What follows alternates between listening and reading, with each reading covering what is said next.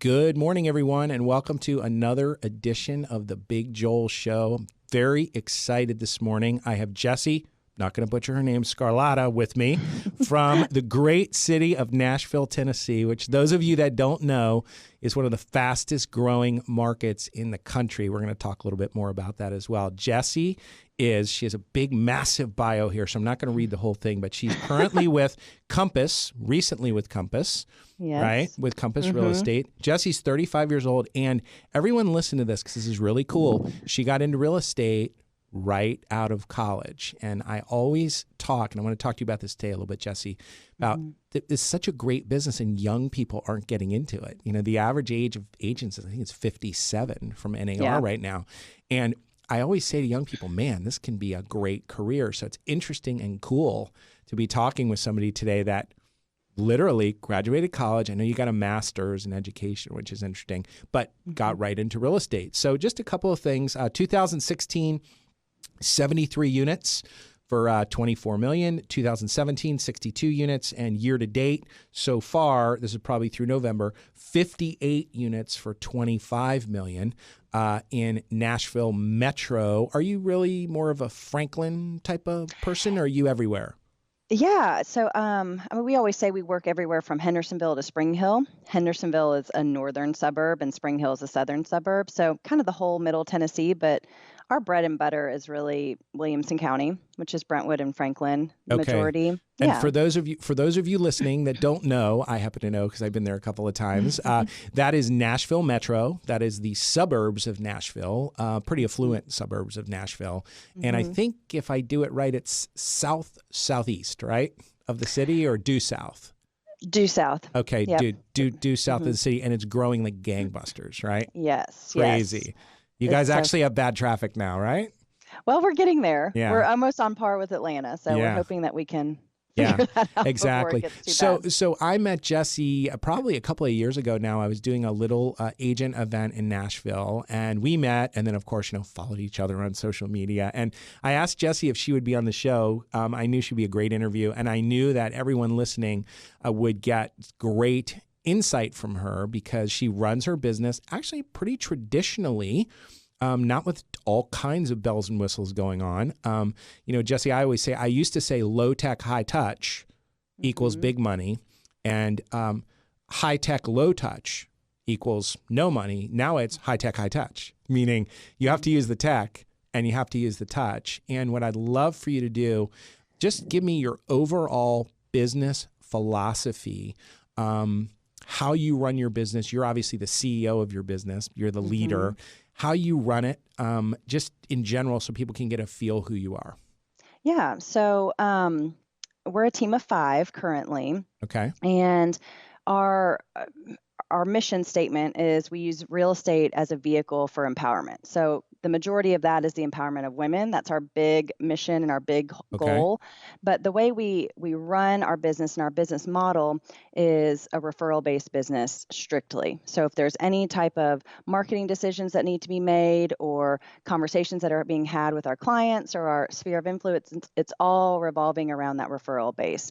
And so from a business model standpoint, we're not paying for leads. We're not chasing them because we really value that rapport that's already there. We appreciate not having to take that step and just bypass it. And we're already connected to the people that we're working with. And we feel like we can deliver, a higher level of service when that referral is put in place. So already. let's just get right in and unpack that. Okay. So there's people that are listening. They're going, oh, well, she's been selling real estate since she's 22 years old. So she's been selling real estate for 13 years. Well, I don't have a sphere of influence. I don't, I have to buy leads. And just so you know, that's exactly what people listening right now, that's saying. their first thought. Well, I can't, if you read my book or the butt man, kill the butt man, but I could have done that. But that's right. That's what they're thinking. So let's back that up. Okay, go backwards. I'm sure you have a CRM. I'm sure you have all that, but really break it down because I personally feel, you've seen me talk before, you could be in the business 2 months and have a sphere of influence. Well, and that's, I think it's a as paradigm. soon as you said, as soon as you said, these people are going to say, I don't have a sphere of influence. Everyone has a sphere of influence. That's right. Open up your contacts or you're in your phone, scroll to the bottom, you can see how many numbers you have in there. Like, that's your sphere. Start there. And yes, I mean, I've been in this is my 14th year, but I didn't really focus on real estate until 2012, probably. I mean, until then, I was a bit like focused and busy, like getting married and having kids and trying to be a stay-at-home mom. And I just, after I had my second, I realized that that it just wasn't meant for me, and I needed to go back to work. So it really wasn't until 2012 that I really started focusing on real estate. And it doesn't matter if you've got 10,000 people in your database or your CRM or 10 people. Start with those 10 people, because the people that know you, like you, trust you, and want to see you succeed are the people that are going to bring you business and are going to support you. It's not the cold leads that you're paying for off of these sites that are meant to devalue you. That's a great statement, devalue. And, I just came back from Jacksonville. I was in Jacksonville for a couple of days, and they took me, I was with one of my clients, and they took me to a party, a real estate, a holiday party. And the big talk was all about the largest lead gen provider and the fact that people were paying for premium access, and they were calling, and the lead was already gone. And they were like, well, where'd it go? Yeah. Well, why are we paying for this? Well, but they have all their own agents and their own mortgage company and their own, what am I doing? And I was looking at the agents, and I'm like, I said, listen, you honestly do not need that. You don't need any of that. All you need is a phone and your fingers and your mouth, to get started. And I think too that for the agents who are out there and new and they're wondering, how do I start? Who's the first person I call? What's the first thing I say? Vulnerability touches people, reaches people, allows you to connect with people. So going into things thinking that you need to know everything and be a professional and an expert in this industry, if you're only in it for, a couple months, tell them, I've only been in this a couple months, but I'm really trying to make this my living. I'm very passionate about real estate. And the fact that I don't have a lot of clients right now just means that I could serve you or your friends 150% because they'd be my only focus. And I think people can appreciate just honesty. People are tired of the BS and tired of the sales pitches. They just want you to be you, and that's why they're friends with you. That's why they work with you. Yeah, people ask me about that all the time, and I just wrote that down, by the way. Vulnerability touches people. That's a really, by the way, I'll be swiping and adapting that. I will quote you though. But that overcomes every objection that everyone has. People ask me all the time, Joel, if I had $1 for every time someone said, do you have a script for that?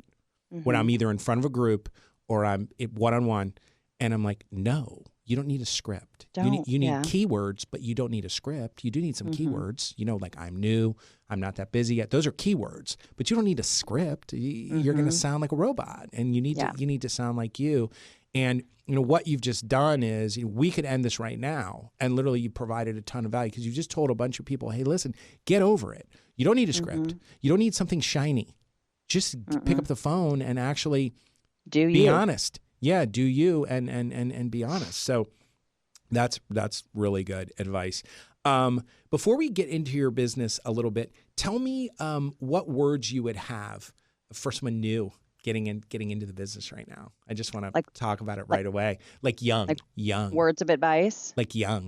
If you're 24, you want to start selling real estate right now. If you're listening to this and you're 24 and you're sitting in your office and they sold you a big book of goods, it doesn't matter what big, huge broker you work for, and you're literally looking around, eating donuts that somebody left there, thinking, why did I get into this? Nothing is happening. Or what would you tell those people? Because I still think one of the greatest careers ever for young people to get into. I think if you start doing this when you're 24, when you're 34, you should have rental properties. You should have a lot of money in the bank. You should be, if you just work, right? Yeah. What would you say? Do what you need to do. So my biggest piece of advice for people who are new into the business and the ones who are sitting around, I've got 6 hours. What do? I don't have anyone, I don't have clients to show. Start with systems. Start building systems. And that's something that I didn't do from the beginning. I worked a lot on relationships, which I think is very important. And I was just focused on, getting out and trying to show as many houses as I can. And then slowly but surely your business starts to grow. And now all of a sudden you're producing and you don't have systems in place. And so that was a big thing for me. And I think part of it was that I didn't know where to start. I didn't know what systems meant. And I struggle with that. I need someone to say, hey, here's a list of 6 things. Do these and put a check mark by them and you'll know you've done it. So like literally starting a database, even if that's just an Excel spreadsheet, I'm all about keeping it simple. I don't think you need big, fancy, expensive CRMs, especially when you're new. I think it's a waste of money.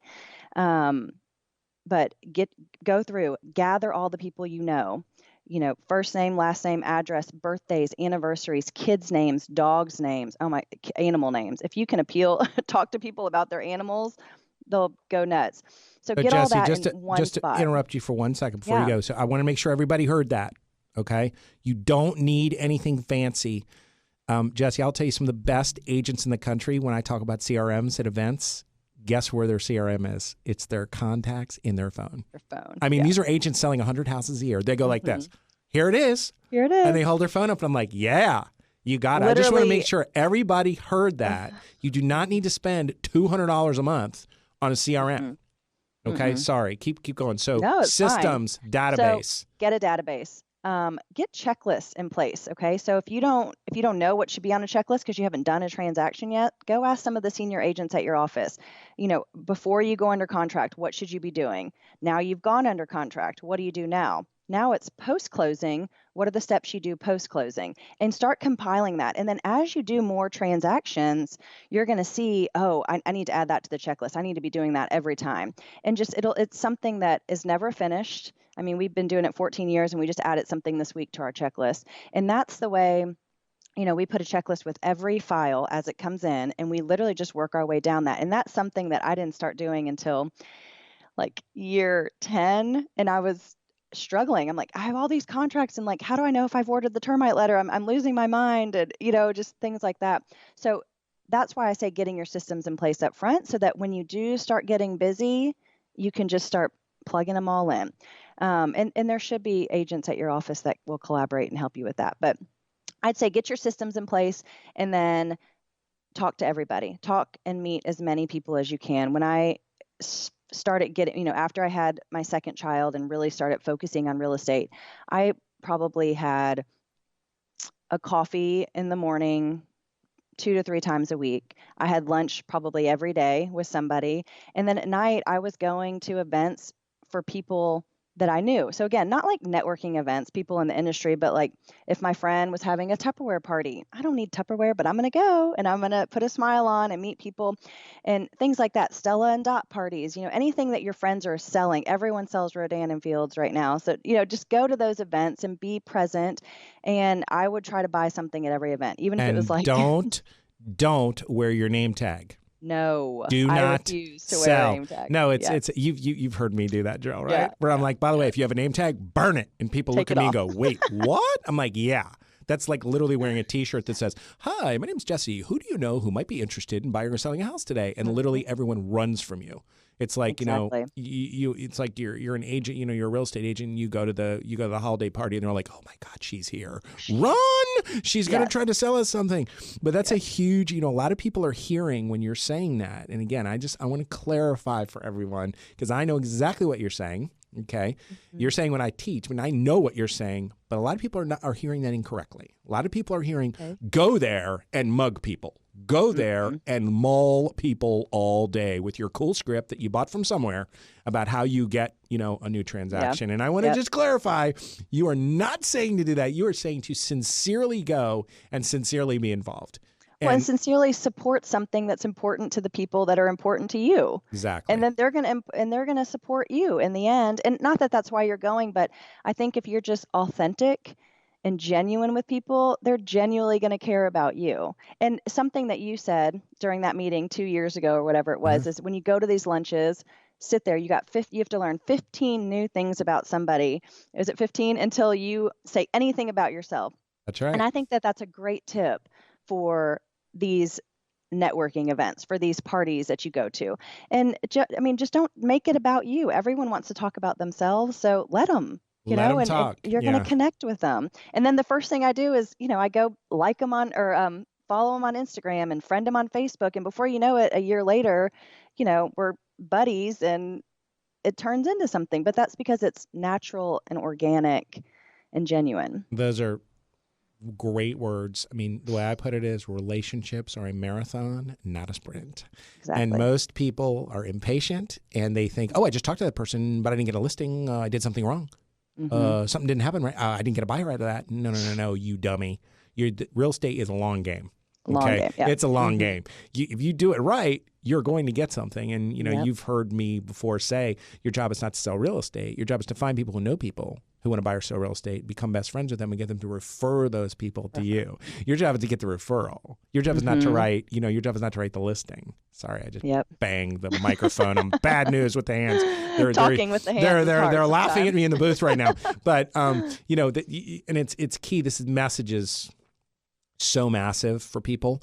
And it's even more timely because going into 2019 and forward, the number one thing that agents are freaked out about is technology and people replacing them, and loan officers as well. The whole business in general, title people, everyone is freaked out about it. And technology can never, ever replace someone saying to you, Jessi, seriously, who dressed your little girl this morning? You must be kidding me. And having you go, yeah.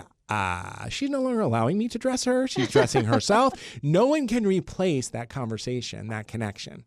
I think too, like no one can replace the hand on your shoulder when you're freaking out. No one can replace the hug on closing day.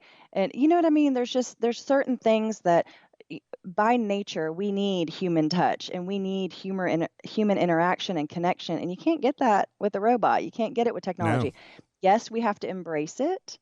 And yes, we need to start using it to better our business, but it can't replace us because, and I think too that these agents need to know their value. They need to know that they're irreplaceable so that other people know that. If you don't know your value, no one else will know it either. Yeah, no, I agree 100%. Okay, so let's talk a little bit, because we could talk about this literally for like 3 hours, run a seminar on this to teach people, because probably 2% of the agents even think the way you're thinking right now, which is probably allowing you to be so successful in your market. Tell me a little bit about, I wrote down some good things. Now we'll come back to them. Tell me about your business. Give me like the big 2 or 3. If you're going to help that, now there's people are listening. They're not necessarily brand new. They're like, hey, I only sold, I think NAR. I think I said it wrong last time. A friend of mine sent me a text and said, you were wrong. I said, average agent sells 4.1 houses a year, but I think I was using all licensed agents, even part-time. And I think the real NAR number is closer to 7 or 8 or something like that. And you're selling 50 plus or, 60s. You're way, way beyond. Even if the average was 12, you're so far beyond the average. Tell me some things that people could take away from this show that anybody could implement that, if they're done correctly, are just, awesome, that you do in your business every day. And I know there's tons of them, but just give me a couple. Well, can I preface that with absolutely.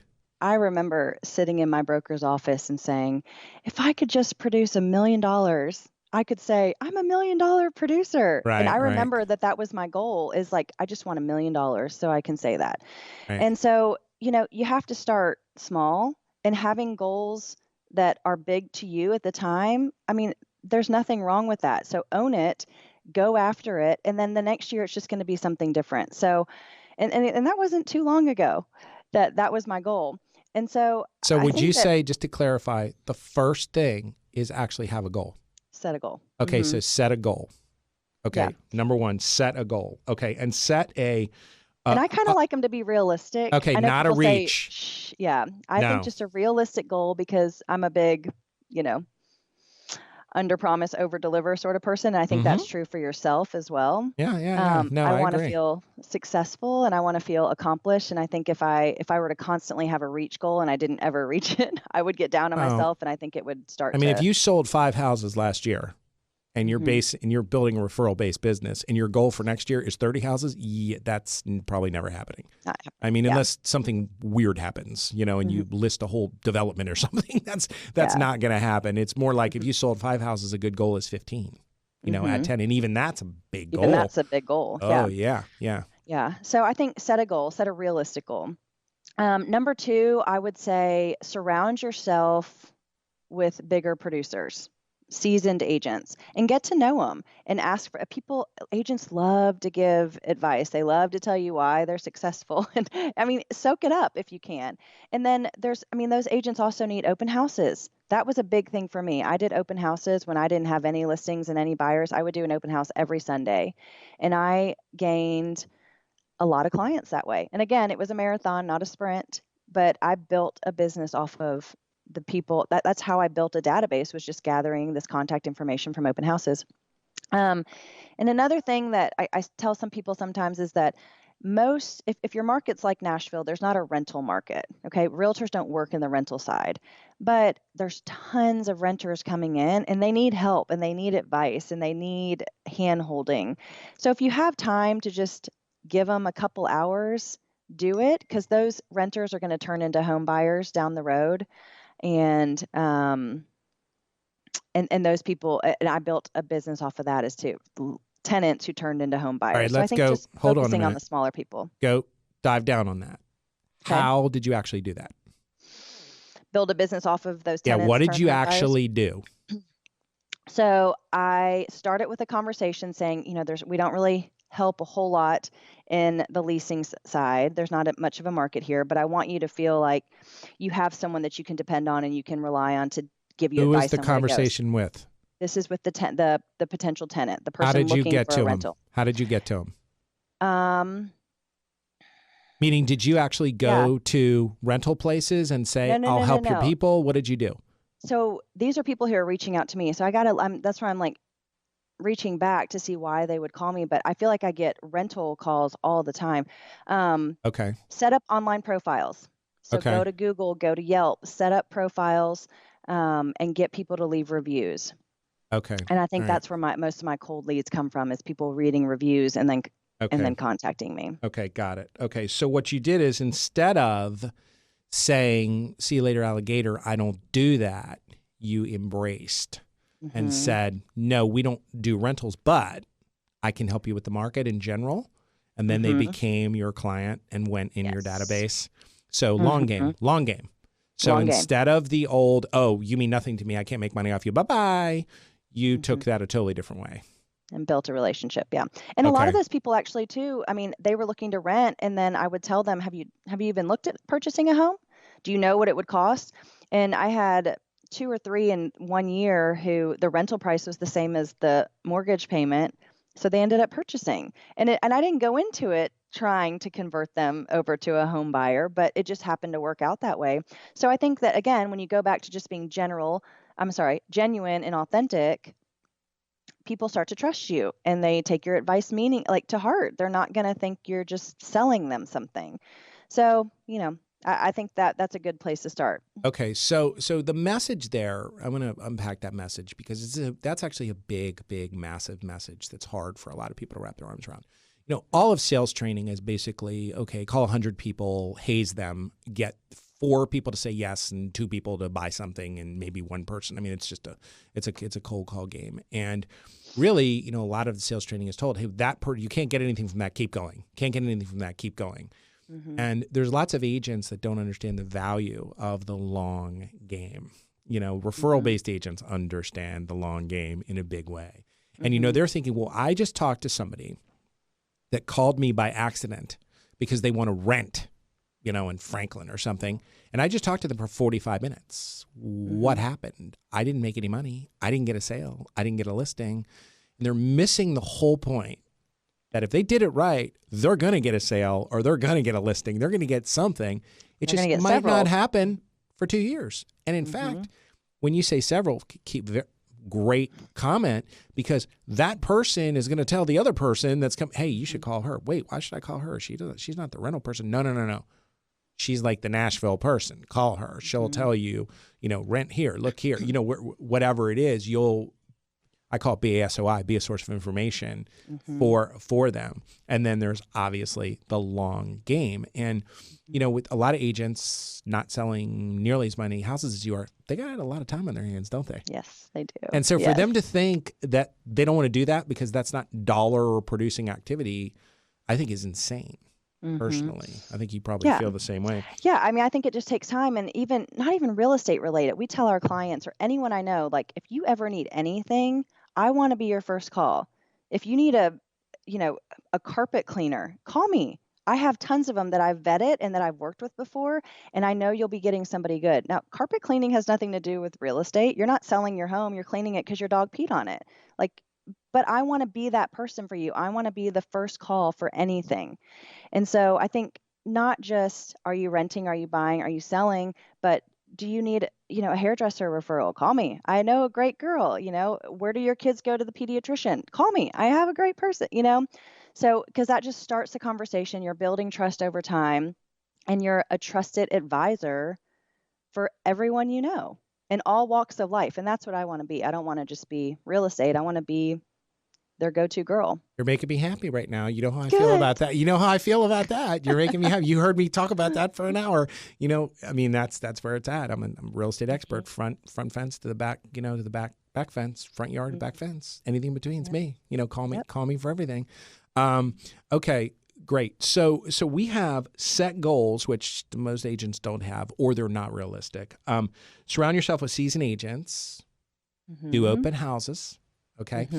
Get into your business a little bit. I want you to talk just a little bit about social media, because I personally think you use social media perfectly. And I tell agents all the time, that are super heavy with their business and their social media. I tell them all the time, I'm like, listen, I know somebody told you to do that, but I'm telling you, people are unfollowing you. They don't want to see your new listing every day in their feed. They want to see your crazy daughter who dressed herself, you know what I mean, or whatever, or you at the Predators game, or you, this is quoting stuff you just did, or you in Italy with your husband drinking wine and gaining 10 pounds, eating pasta, whatever.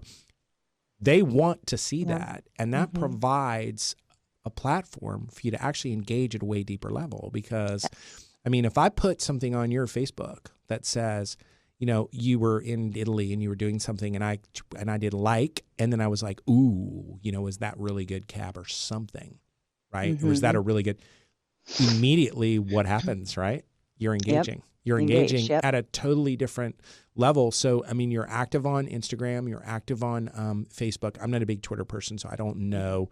LinkedIn. We do Twitter, we do LinkedIn, we do all of them, but Facebook and Instagram are that's where it's at.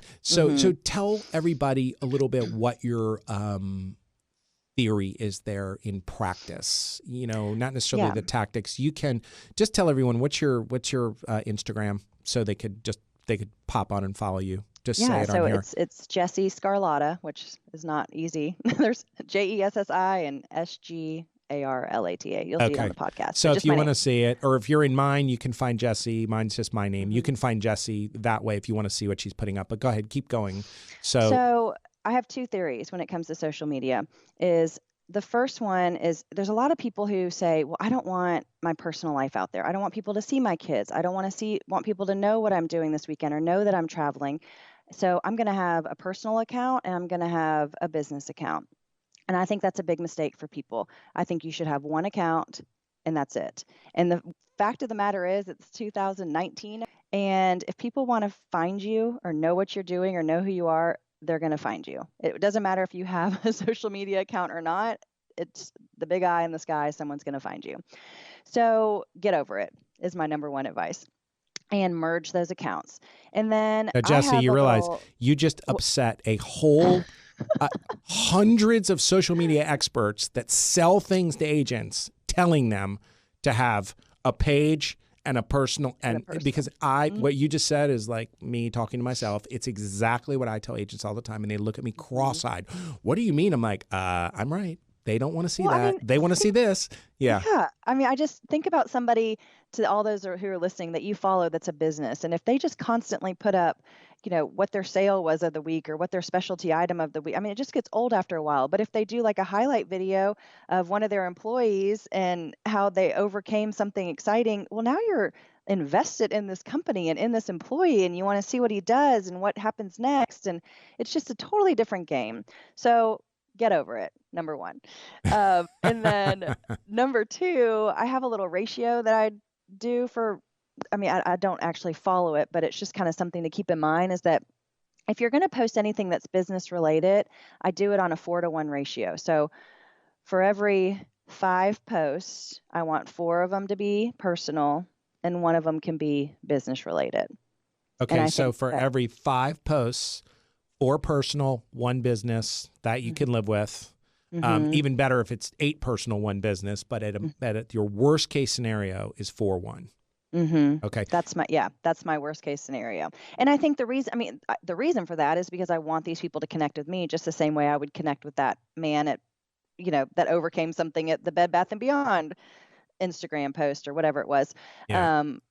And again, like you said, it helps people engage. No one's going to, you can put coming soons and just sold and closing day photos and things like that, but nobody knows those people. Nobody, if anyone comments, it's going to be their friends, which is okay. But I want to be able to talk to people and start the conversation. And, about gnocchi in Florence, Italy, people will talk all day long about it. I was following closely. I know all about that. And I was following, we don't know each other that well, but you were posting, I'm obviously, what I post. So anyone that watches me Food. just is all liking the burger I just ate last night at the Jacksonville airport, getting ready to fly back. They're like, whoa, nice burger.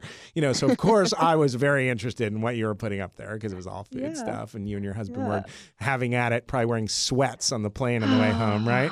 Yes, we did, actually. Full diet for 3 weeks after you got back. So just tell everyone too, I should have asked at the beginning, but we don't have tons of time and I just like to get into it, especially with someone like you. So you're married and you have 3 kids. How old are the kids?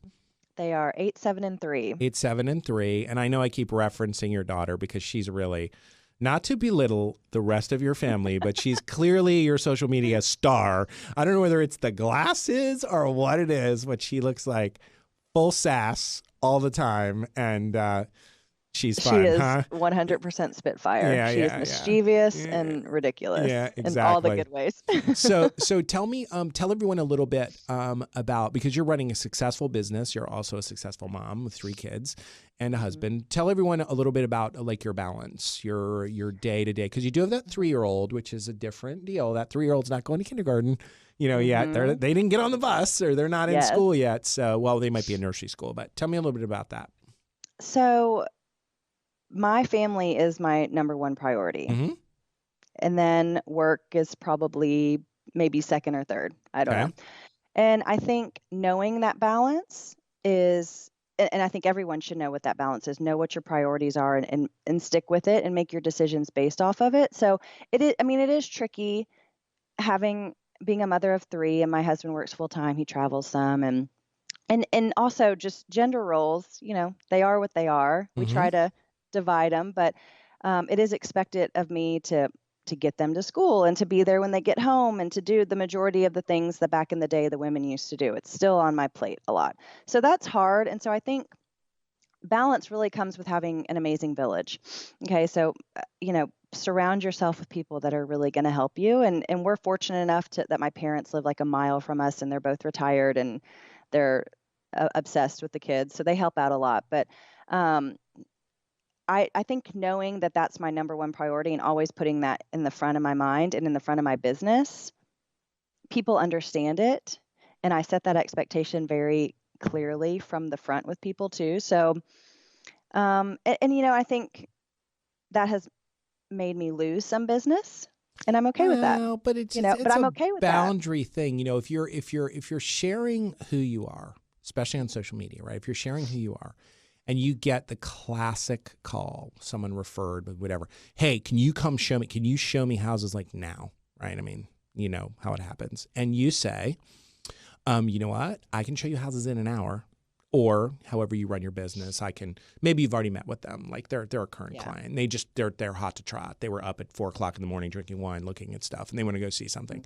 And you say, you know what? I can't show you houses now. I can show you houses in 2 hours because I have my daughter's dance recital and my son's soccer game. And then I could get ready and do that, or we meet on Monday or whatever. They're seeing you. They know like how you roll, and you're right. Could you maybe lose business? Yes. but is that a client that you would ever really be connected with, that would ever really refer you people? Someone that rolls like that? And the answer is no, that's why, right? No, yeah. And that's where I was going to go with it, is that, don't make your decisions based off of fear. I'm not going to say, yes, let me jump in and go show you these houses right now because I'm scared of losing you as a client. You need to make them based off of, reality, and live in a place of abundance. There's enough out there for everyone. And like you said, if they're going to get pissed off that I can't show them a house in an hour because I've got 3 kids and it's Saturday morning, Right. then take a hike. Like, I'm okay with that. Because the message here, this is a huge message. It takes a long time for people to understand this message too.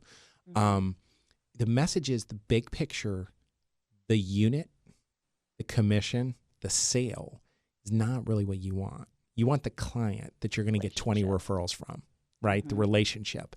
And that is probably not someone that you're ever going to have that kind of relationship with. Maybe it is if you say, hey, listen, I'm busy. And they go, oh, no problem. I'm really sorry. I was excited. Oh, okay. No problem. Can I call you at 12 and let's talk about it once I have all the kids situated? Can I call you at 12? I mean, look, one of the things I see that agents, not necessarily agents, but this big, this work-life balance, all this stuff. And then now a lot of people are coming out and they're saying, look, it's BS. You need to know your boundaries and you know where you are. But if you think you're going to work 20 hours a week and no, that's not going to happen. These people, I go on vacation a week and a half every month. And they're like, that like you're lying. If you have a big business, you are lying. You're not doing that. That's a lie, but okay. All right. So that's a really, awesome message. And what you said, and it went by really fast. I would almost want people to rewind and hear it. I would say probably 98% of every agent walking around would drop everything they're doing and put that person in a car to go show them houses. And a lot of them do it, and they don't even know if the people are qualified to even buy. They're not even smart enough to go, will you be paying cash? Oh, yes, I will. Okay. Would you be able to show me where that cash is before we get in the car? Or did someone pre-approve you already for a mortgage? Or they'll just throw them in the car. Yeah. Because what they're doing is they're calculating, $400,000 house, I'm going to make $8,200. Oh, $8,200. No. I got to go. Let me help you out. Yeah. That's zero. You're making nothing. That's nothing. Yeah. You're making nothing. And I think that goes back to the systems too. When someone calls us, the first step is, you got to fill out a questionnaire, and then you got to come in and meet us. And then we'll get a game plan in place and we'll start going out to search. But none of that can happen without those 2 first steps. And I just had a guy this week he was totally bothered by that. Our questionnaire is too long. I don't have time to talk to you. Well, I'm sorry. There are lots of agents here that I'm sure can help you. And that was like an $800,000 client from California paying cash, which that would be really easy to bend over. But if you're going to run a referral-based business, you start making exceptions for other people. Well, the fact of the matter is they all talk and we're all connected because this is a referral-based business. And now all of a sudden you're not being consistent with your business model and your plan, and it's what an incredible message I'm looking at the clock. We're going to have to wrap up, but that was a nuclear bomb message you just gave people. Again, there's a lot of good stuff in here, but to basically say, I don't care. $800,000 cash buyer, don't care. Long hair, don't care. I don't care. Because you're not going to do this my way. You're not going to do it the professional way. Sure, I'll bend a little bit. Yes, you're a customer, but no, I'm not bending that way. And there's another podcast we have released that's coming out Friday. It's out there, whatever. It's Coy Banks. He goes through this whole thing about, look, you will sit down with me. You're meeting with me. You're not, no. And if you don't want to, you're going to someone else. And I know a lot of agents, there are a lot of agents that are going to hear what you just said, and they're going to go, BS. No way she said no to an $800,000 cash buyer. There's no way. And I know you, and I know you did. And by you saying no, you probably got another $10 million worth of business from someplace else, meaning for you. Just my time and my energy and investment. That's exactly right. And that message is massive.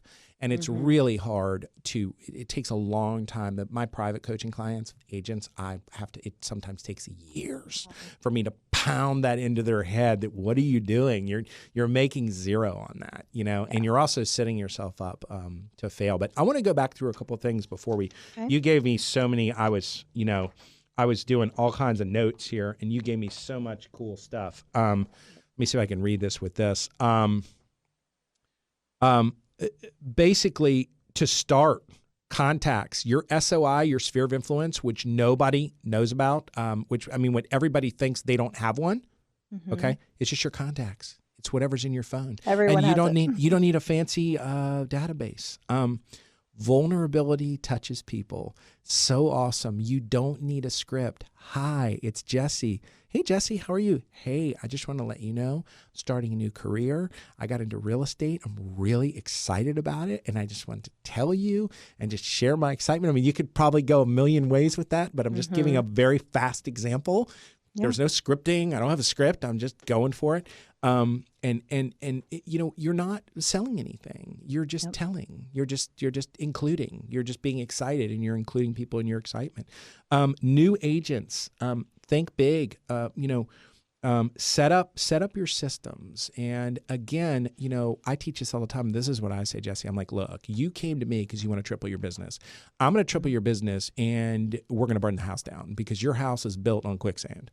We need to lay cinder blocks down on this thing, meaning what are your systems if I take you from selling 2 houses a month to 12 or whatever it is? What are you going to do? You're going to crash and burn. You're going to be calling me going, oh, my God, I'm working 900 hours a week because you won't be able to handle it. And so set up your systems even if you're selling no houses. Set them up anyway. Think big like you are. Transaction checklist. Start talking to people. Database does not mean you have to spend $100 a month on a database. It could be an Excel spreadsheet. It could be your contacts in your phone. I tell people you could write it on your hand. I don't care. Put it on a sheet of paper. Any place you have a name and phone numbers and email and whatever is your database. For more seasoned agents that aren't selling what they want to sell, again, realistic goals, not crazy goals. Surround yourself with seasoned agents, which is big. Do open houses. Don't be lazy. So I always tell agents Saturday and Sunday is Monday and Tuesday. So you start selling a lot of houses. You need to understand that's your Monday and Tuesday. And then we talked a little bit about social media. We can do this again. Will you do it again with me? I would love to. We could do this again because we missed so many things. But social media, which you're very good at, number one, get over it. Meaning you're going to share yourself. This hiding or this business page and this personal page, no dice. Just go all in and don't worry about it because they can find you anyway. Great message. And then the other message, which was kind of cool, which I hadn't heard a lot about, your own personal Jessi ratio of 4-to-1. And that is, if you do put something businessy up, you standing at a settlement, holding the key, whatever, something very businessy, you make sure you always have at least 4 personal posts to go against that. So 4-to-1, 5 posts, 1 business, 4 personal. So everyone's Jessi Sgarlata, Nashville, Tennessee. She's with Compass recently. You're digging it, huh? Like it? I love it. Okay. I love it. And, for those of you that want to Google her, look her up. She talked about her Instagram. You can back into Facebook through her Instagram. And I'm sure they can find you on Twitter, find you anyway. And you gave, if I'm an agent listening to this, I'm going to listen to it 1, 2, 3, 4 times because there's a lot of really, really cool stuff in here. Good. So thank you so much for your time. I really appreciate it. And let me just tell everyone out there too, like if you ever need any help or advice, I don't feel like I had that when I was starting. So feel free to DM me and I'd be happy to help anyway. Wow. Listen to that, everyone. That's a big, you got to be careful. A lot of people are watching this. You might get lit up.